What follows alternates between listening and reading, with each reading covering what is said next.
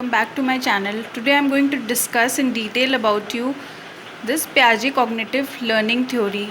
I have already discussed Piaget's theories certain stages with you. Now I am going in detail of this theory, basically helpful for B.Ed students, about the definition, like the critics, like its implications on it, and how is it useful to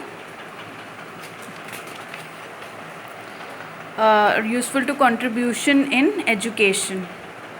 Okay, so it is basically uh, a chapter in psychology in B.Ed first year.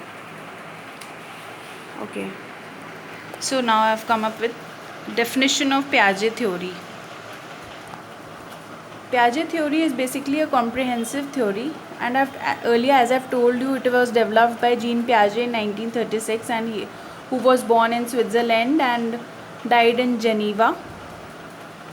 And 1896 he was born in Switzerland, and in 1980 he died in Geneva. So, okay, now coming back to the definition, Piaget theory is a comprehensive theory. It is about the nature and development of human intelligence.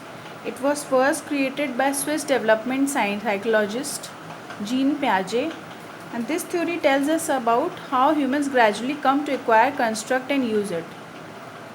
I have given this definition, broken this definition in parts, okay, so can you in my own notes, so that you can learn it more easily and write it in your exams. Now coming to the criticism.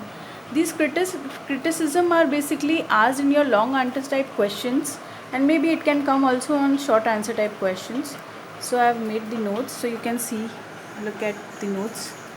Criticism: changes from one stage to another stage are neither as clear cut nor as sweeping as Piaget implied. Children can understand for more than Piaget gave them credit for. Preschoolers are not egocentric as Piaget thought. In this theory, we have discussed earlier that children in 2 to 4 years of stage, that is pre-operational, are having egocentrism. It is not true, as if discussed in the criticism of Piaget. Now coming to the fourth point, more concerned with rational, logical kinds of thinking rather than imaginative, creative thinking. So these four are the critics of this Piaget theory. Now coming to the educational implications. I have written my notes, you can look here. Educational implications are: first is emphasis on discovery approach in learning. Curriculum should provide specific educational experience based on child's development level. Third is arrange classroom activities so that they assist in encouraging self-learning. Fourth is positive social interaction. Great educational value for Piaget. It was a great educational value.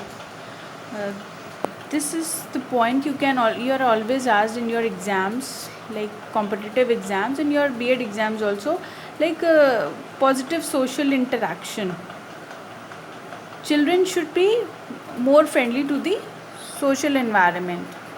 And fifth is instruction giving according to the level of child development at each stage. Simple to complex and project method of learning is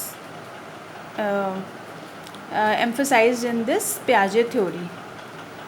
Hands-on activities, learning by doing, you can say. They learn better by this. And co-curricular activities, equally important.